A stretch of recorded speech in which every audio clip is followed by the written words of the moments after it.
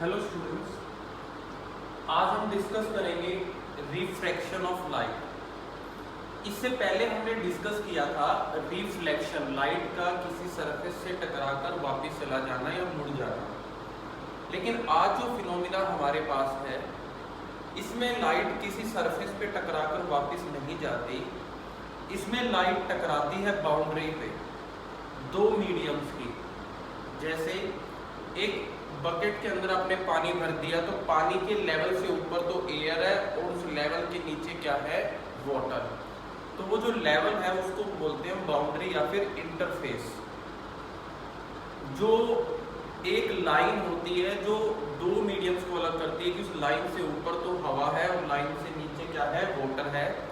तो जब ऐसी बाउंड्री पे दो मीडियम्स की लाइट आके टकराती है तो वो वापस नहीं जाती, वो क्या करती है, वो नीचे वाले मीडियम में एंटर कर जाती है। लेकिन ऐसा होते टाइम उसकी डायरेक्शन जो है वो चेंज हो जाती है, बेंड हो जाती है वो। और इस फिनोमिना को हम क्या बोलते हैं, रिफ्रैक्शन बोलते हैं, जिसको आज हम डिटेल में करने वाले हैं। तो पहले लिख लेते हैं इसकी definition. The change in direction of light,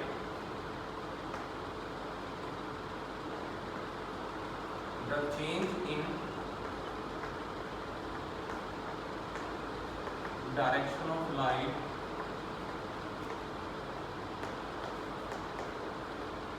when passes from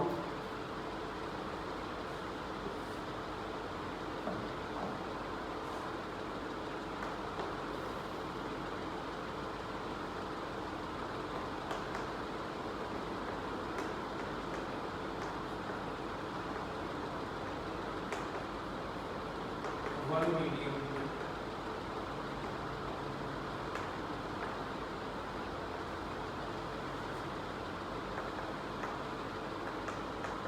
to another medium, इसको बोलते हैं रिफ्लेक्शन ऑफ लाइट। आप देख सकते हो, इज नोन एज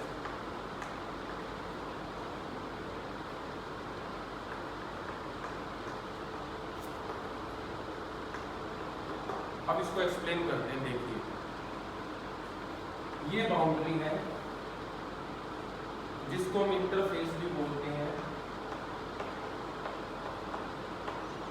ऊपर एक मीडियम है कोई जिसको आपने मान लो एयर बोल दिया, नीचे कोई सेकंड मीडियम है जिसको आपने ग्लास बोल दिया। देखिए, ये नॉर्मल ड्रॉ किया गया है। इसके ऊपर एक रे आती है,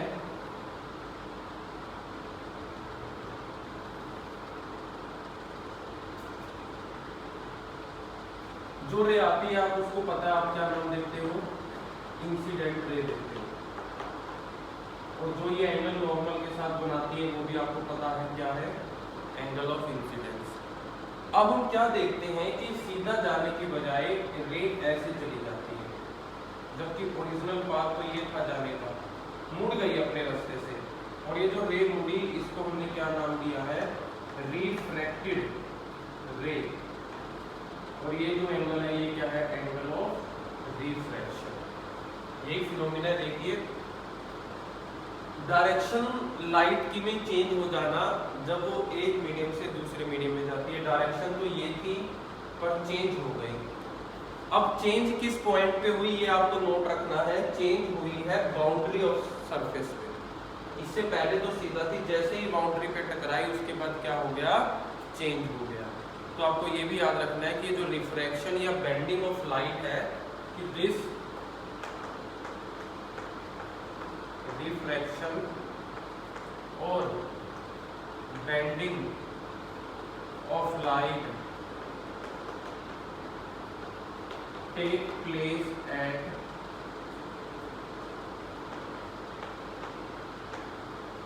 boundary of two mediums।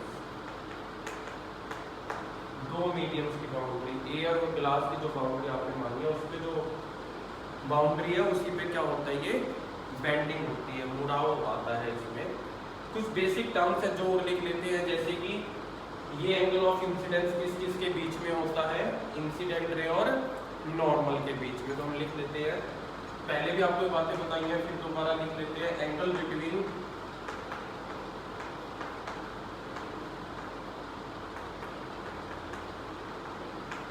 Incident ray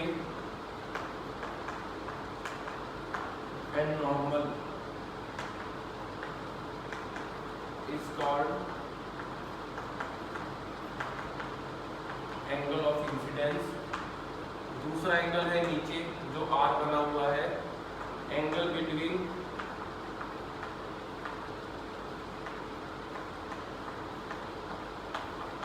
reflected ray and normal is called angle of refraction.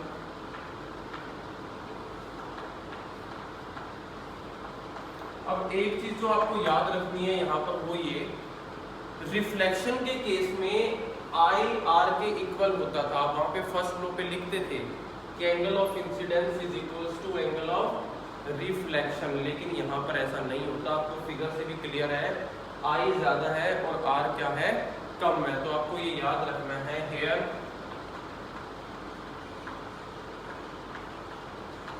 Angle of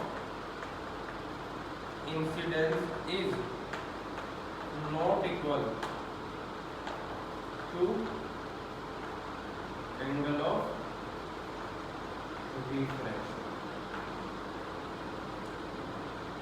ये सब हुई छोटी कल बातें जो आपको याद रखनी है, जो आपको लिखनी है। The main question is what is the cause of this refraction, कि ऐसा हुआ ही क्यों कि लाइट जब एक मीडियम से दूसरे मीडियम में आई, हवा से ग्लास के अंदर आई, वाटर के अंदर आई, तो वो क्या हो गई, मुड़ गई। तो पहले हमें जो समझना है, जो चीज मेन है वो क्या है, कोज ऑफ रिफ्रैक्शन, कि ऐसा हुआ ही क्यों हमारे पास। देखिए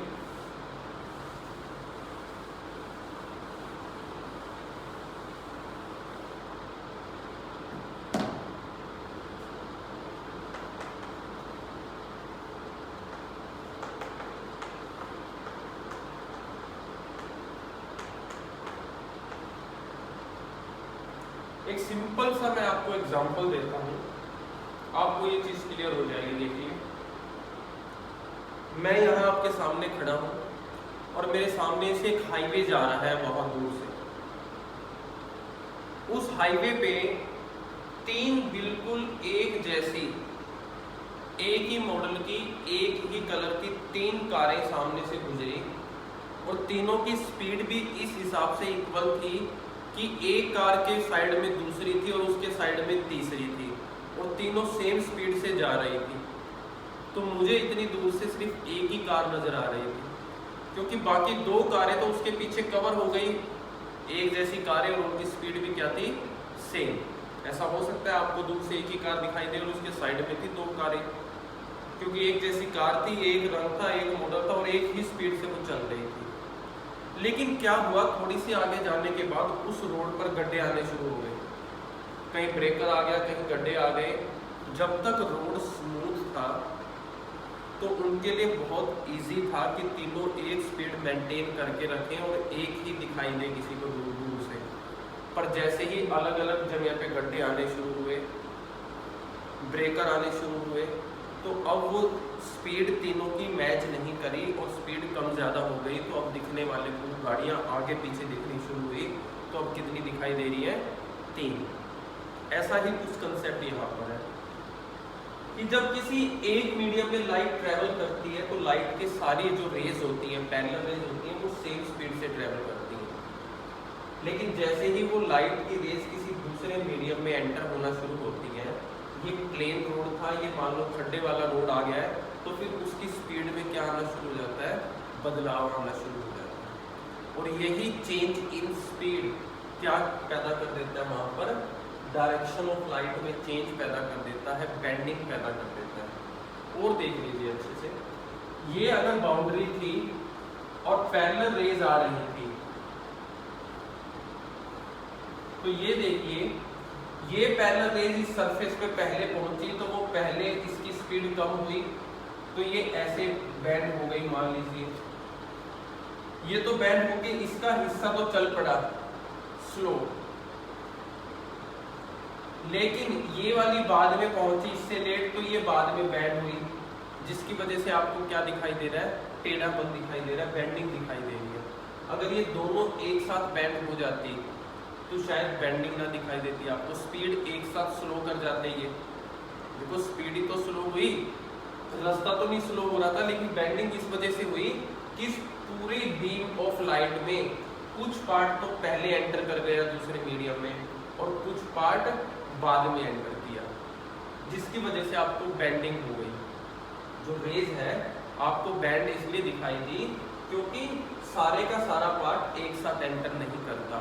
हाँ, बच्चे पूछते हैं जी फिर अगर ये सीधी आती, दोनों रेज ऐसे पैरेलल आती तो दोनों रेज एक साथ एंटर करती, तो यही रीजन है फिर आपको बेंडिंग भी ना दिखाई देती, स्ट्रेट दिखाई देता, क्योंकि दोनों रेज जो थी पैरेलल, जितनी भी रेज थी इनके बीच में पैरेलल, मान लो इसके बीच में 4 पैरेलल रेज थी तो चारों एक साथ मीडियम में एंटर करती हैं, तो चारों जो है वो एक साथ स्लो हो गई। यहाँ स्पीड कितनी भी थी, यहाँ कुछ भी हो, स्लो हुई है जरूर हुई है, लेकिन एक साथ स्लो हुई तो फिर भी आपको सीधी ही जाती दिखाई दी।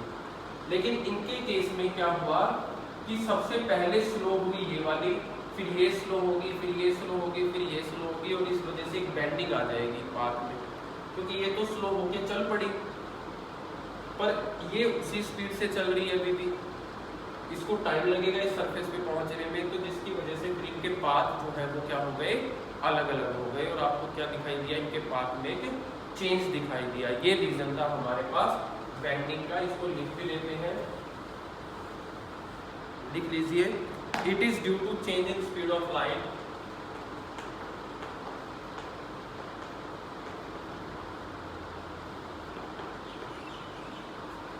change in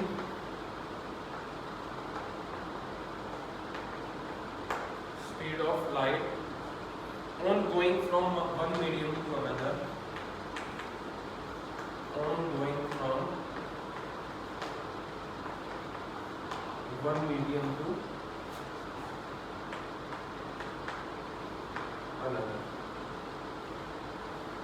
ठीक है, एक बात और आपको याद रखनी है, जितना ज्यादा इनकी स्पीड में चेंज आएगा उतना ही ज्यादा आपको लाइट की डायरेक्शन में बेंडिंग दिखाई देगी।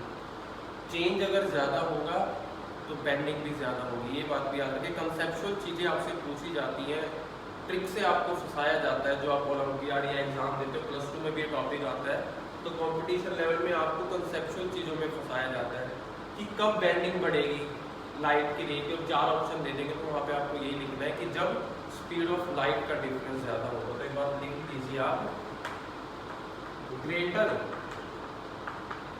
The difference in speed of light rays, जितना ग्रेटर लाइट रेज का क्या होगा, डिफरेंस होगा स्पीड में इन द मीडियम,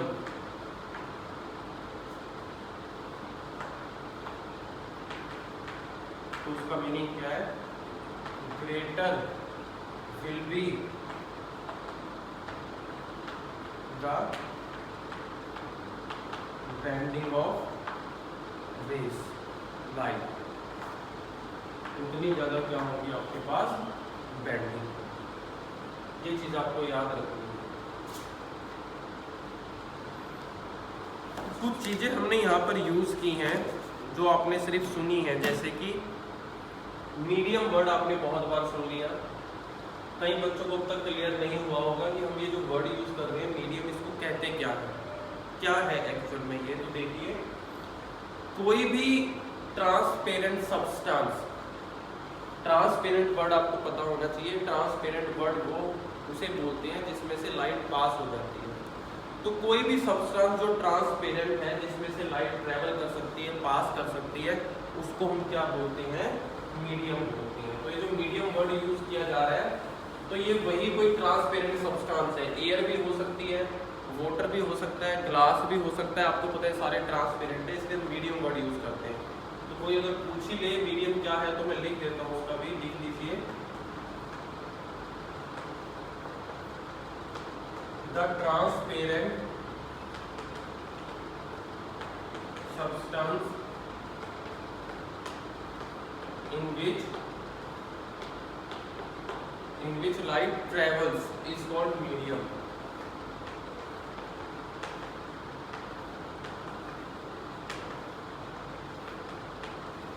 इसे हम क्या बोलते हैं? मीडियम बोलते हैं। अब दो तरीके के मीडियम होते हैं हमारे पास। जब मीडियम की डेफिनेशन हमने कर ही ली है तो कुछ चीजें भी हम पढ़ लेते हैं। एक होता है रेयर मीडियम, एक होता है डेंसर मीडियम। जिस मीडियम में लाइट ज़्यादा स्पीड से ट्रैवल करती है उसको हम रेयर बोलते हैं, जिसमें लाइट स्लो ट्रैवल करती है उसको हम डेंसर बोलते हैं। लेकिन खास बात क्या कि आप पर्टिकुलर किसी को परमानेंट नहीं बोल सकते। हमेशा दो मीडियम आपको दिए जाएंगे तो दो मीडियम्स में आपको कंपैरिजन करके ही पता लगाना है कि इसमें रेयर कौन सा है और इसमें डेंसर कौन सा है। बाय नेम से आप नहीं बता सकते, क्योंकि हो सकता है कि दो के कंपैरिजन में जो आपको डेंसर दिखाई दे रहा है वो किसी और के कंपैरिजन में रेयर हो जाए। ठीक है, तो आपने जब भी आपको दो मीडियम दिखाई देंगे तो आपको दोनों मीडियम में ये देखना है कि लाइट फास्टली किस में ट्रैवल करेगी। जिसमें फास्टली ट्रैवल कर रही है उसको आपने रेयर नाम देना है, और जिसमें स्लोली ट्रैवल कर रही है उसको आपने डेंसर नाम देना है। तो दो तरीके के मीडियम होते हैं। एक होता है रेयर मीडियम, द मीडियम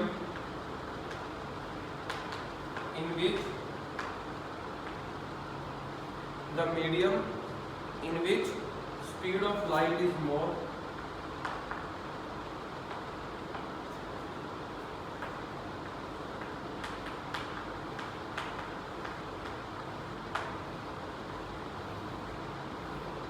हम बोल देंगे रेयर मीडियम। इसका अगर एग्जांपल लेना है तो आप एयर बोल सकते हो। एयर सबसे ज़्यादा रेयर है। हम ऐसे याद करते हैं, जब कोई बच्चे को याद नहीं होता कि मीडियम कौन सा है तो आपको एक ट्रिक दी जाती है, हम ये बोलते हैं कि इसको याद रखो, एयर इज रेयर, क्योंकि सिर्फ अर्थ पे ही है और किसी प्लेनेट पे तो है नहीं, तो इसलिए बोलते हैं एयर इज रेयर, यानी कि सबसे जो रेयर मीडियम है वो अर्थ एयर है। एयर के साथ अगर कोई भी मीडियम दे रखा हो, दो मीडियम हो, पहला एयर हो जैसे यहाँ पर है, नीचे कुछ भी हो, ग्लास हो, वाटर हो, ऑयल हो, कुछ भी हो, तो आपको वहाँ श्योर रहना है कि फिर इनमें कौन सा रेयर मीडियम है। एयर ही रेयर है। एयर में सबसे फास्ट चलती है लाइट। दूसरा है आपके पास डेंसर मीडियम। डेंसर मीडियम का ऐसा कोई एग्जाम्पल नहीं है फिक्स जैसे इसका था। फिर यहाँ आपको कंपैरिजन ही करना पड़ेगा। The medium in which speed of light is less, जहां पे लाइट की स्पीड क्या होती है, लेस होती है, उसको फिर हम क्या बोलते हैं, रेयर मीडियम। ठीक है, मीडियम की बात आई तो हमने दोनों मीडियम्स के बारे में पढ़ लिया। कुछ और बातें भी अभी इस मीडियम से रिलेटेड हम वो भी जान लेते हैं। तो reflection of refraction of light का जो हमारा कंसेप्ट अच्छे से आपको क्लियर हो जाए। कुछ और छोटी छोटी चीजें हैं जो हमें पता होनी चाहिए, जैसे जब भी कोई लाइट रे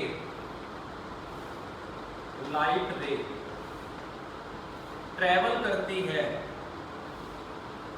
रेयर से डेंसर मीडियम की तरफ, तो आपको याद रखना है it always bends towards the normal. ये नॉर्मल है, एयर थी तो इसका मीनिंग क्या था, रेयर मीडियम था। ग्लास था तो ये मीडियम कैसा हुआ, डेंसर। लाइट कहां से कहां आ रही है, रेयर से डेंसर में आ रही है। ओरिजिनल पाथ ये था तो इस तरफ भी तो जा सकती थी लेकिन नहीं गई।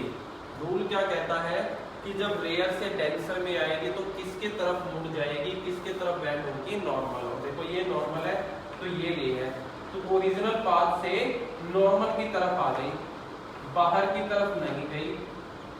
क्यों नहीं गई, इसका रीजन जब आप अगले आने वाले टॉपिक्स में रिफ्रैक्टिव इंडेक्स पढ़ोगे तो मैं आपको बहुत अच्छे से ये एक्सप्लेन करके बताऊंगा कि कब रे इधर आएगी, कब वहां जाएगी और क्या इसके पीछे रीजन है। अभी आपको सिर्फ ट्रिक्स के लिए बताई जाती है बातें जो याद होती है, बुक्स में डायरेक्ट लिखी मिलेंगी।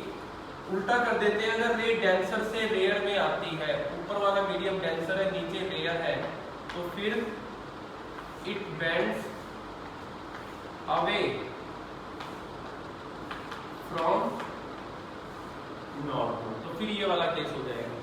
अगर ये रेयर डेंसर मीडियम है और ये रेयर मीडियम होगा तो फिर वो इधर आने के बजाय उस तरफ जाएगी। अभी फिलहाल आपको ये चीजें याद रखनी है, एक्सप्लेन की जाएंगी। मैं फिर आपको याद भी दिलाऊंगा कि हमने ये चीज पढ़ी हुई है, हम उसका रीजन जानेंगे। रेयर टू डेंसर में नॉर्मल की तरफ मुड़ेगी, डेंसर टू रेयर में नॉर्मल से दूर की तरफ मुड़ेगी। और चीजें, रेयर से डेंसर में आने में स्पीड बिकम स्लो, और डेंसर से अगर रेयर में एंटर करती है तो स्पीड बिकम स्मॉल। रेयर से डेंसर में आते ही स्पीड डाउन हो जाती है और डेंसर से रेयर में जाते ही स्पीड अप हो जाती है। तो मैंने आपको सिंपल, देखो रीजन इसका भी एक्सप्लेन किया जाएगा बाद में, लेकिन आपको बताया था कि रेयर मान लो स्मूथ रोड है और डेंसर मान लो ऐसा रोड है जिसमें बड़े सारे गड्ढे हैं। तो स्मूथ से गड्ढों में आएगी तो स्पीड क्या हो जाती है, स्लो, और गड्ढों में से निकल के जब स्मूथ रोड पे चढ़ेगी तो स्पीड क्या हो जाती है, हाई। तो ये वही चीज़ है जो आपको याद रखनी है। एक बात और जो मैंने आपको बता दी है, मैं फिर भी रिमाइंड करा देता हूँ कि अगर कोई रे जो ऐसे आ रही है इसकी बजाय बिल्कुल सीधा ही आके गिरती, तो मैं आपको बता चुका हूँ, तो फिर उस रे का सारे पार्ट एक साथ दूसरे मीडियम में एंटर करते तो आपको वहां पर रिफ्लेक्शन नहीं दिखाई देती। जैसे आई थी ऐसे ही सीधा एंटर कर जाएगी, बेंडिंग नहीं दिखाई देगी। ये बात आपको क्लियर है, मैं इस चीज को आपको बता चुका हूँ, ठीक है। अच्छा, रिफ्रैक्शन ऑफ लाइट के आपने एग्जाम्पल कहाँ कहाँ देखे हैं? आपने देखी हुई है ये सारी चीजें। जैसे आप किसी स्विमिंग पूल के बाहर खड़े हैं तो आपको वो कम गहरा दिखाई देता है, ऐसा लगता है कि ये बहुत कम गहरा है, लेकिन जब आप उसमें उतरते हो तो आपको गहराई ज़्यादा मिलती है। आपको ऐसा क्यों लगा? क्योंकि आपकी आंखों से जो लाइट जा रही थी वो पहले हवा में थी और उसके बाद वो पानी में एंटर करती है, तो आपको आइडिया नहीं लग पाता। एक ग्लास लिया आपने, कांच का ग्लास का एक आपने वो लिया, उसमें पानी भर के आपने पेंसिल डाल दी, पेंसिल आधी पानी से बाहर आधी पानी के अंदर। आप साइड से देखते हो तो आपको पेंसिल ऐसे टूटी हुई हल्की दिखाई देती है। ये चीज़ें नॉर्मली आपने देखी है। और ट्विंकलिंग ऑफ स्टार, स्टार जो चमकते हैं वो सब भी किसके पीछे हैं? इसी का ही फिनोमिना है हमारे पास, जो स्टार आपके पास चमकते हैं, ठीक है। तो ये कंसेप्ट है आपके पास रिफ्लेक्शन ऑफ लाइट का। ये रिफ्रैक्शन का फिनोमिना था जो आपको समझ लेना है अच्छे से, इसको बार बार देखना है ताकि बहुत सारे कंसेप्ट आपके जो क्या हो जाए, क्लियर हो जाए इसमें।